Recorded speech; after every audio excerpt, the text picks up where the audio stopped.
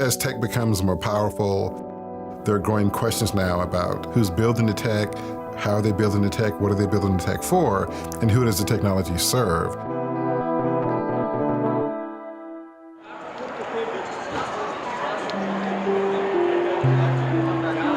And so we have to find a way to create a safer space in order for people to share.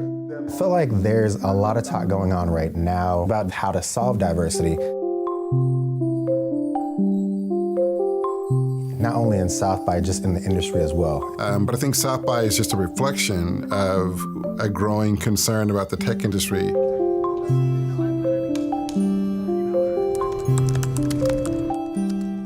This isn't a new phenomenon. I think since the 80s, when the women in computer science majors kind of dipped, this has been something that people have known is going on. I think the conversation is great, but nobody wants to throw down real cash and real consequences into making that happen. And I know a lot of people saw those numbers from Google last year and were like, uh-oh. This all really started back in 2014 when Google was the first company to release its workforce statistics. And the tech companies up until then had resisted doing that. And what it showed back in 2014, overwhelmingly white, overwhelmingly male. I think blacks and Latinos maybe represented 2 or 3% of the workforce in Google. And the data still suggests the disproportionate number of whites versus Latino and African Americans working in the industry. What it leads to is a number of problems. I don't remember which company it was, but somebody put out a motion detector camera that couldn't detect people with dark skin.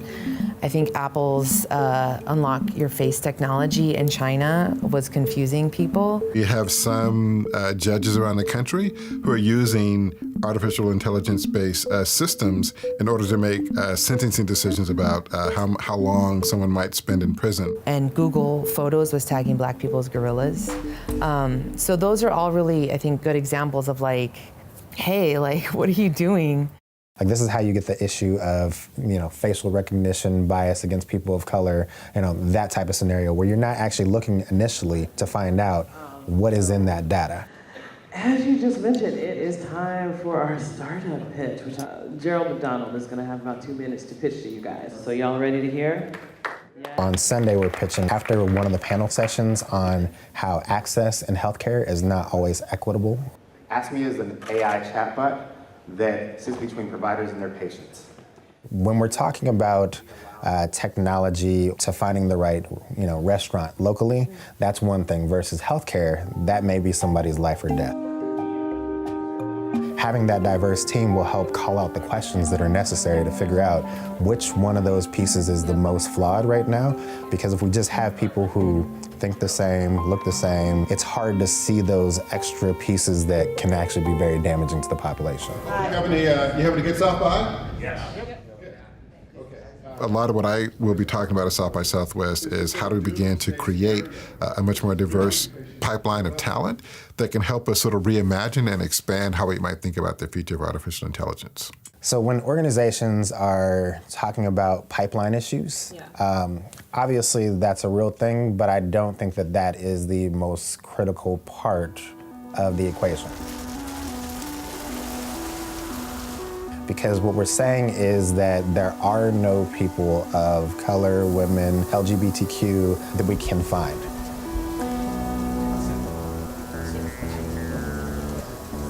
I have a hard time believing that the people aren't out there. I have a hard time believing that people aren't qualified. So they're usually going to campuses like Stanford, MIT, and these tend to be campuses where there aren't many African American and Latinos, or there aren't many women in the kinds of programs that these companies have oftentimes sought out, engineering, computer science, for example.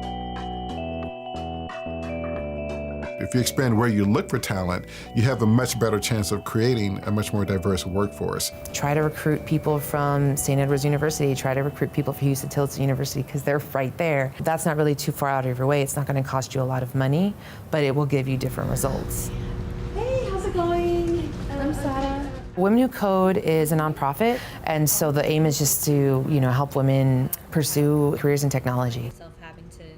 I had a rather unscrupulous recruiter reach out to me recently. He wanted me to use my Women Who Code contacts to find him a candidate with 5+ years of experience. And I'm thinking to myself, everybody wants that woman, dude, you know? And that's the problem, is everybody's looking for, can I just sit here and have the perfect candidate walk into my office and apply to my job, right? And that's the thing, is the women that have already had experience, that are already in this industry, they don't want to go work at your company that doesn't care about diversity and inclusion, because they don't need to go through that anymore. Just because we can recruit a bunch of people, that doesn't lead to the solution. It's about recruiting the people, retaining the people, and making sure that everybody understands the value of all of the people there, right? That's the inclusion piece. I am optimistic for the future. Organizations will improve. The question for me is at what rate, and what will be the consequences and the damage that we have to absorb in order for them to get there.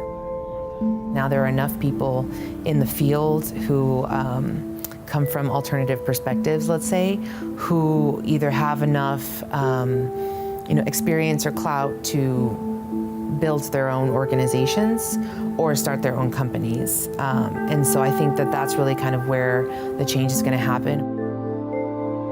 I don't believe that tech companies left to their own devices will solve those problems, but I do believe if the public continues to apply pressure and scrutiny and demand that they do better, that they will continue to make strides in efforts to try and do better.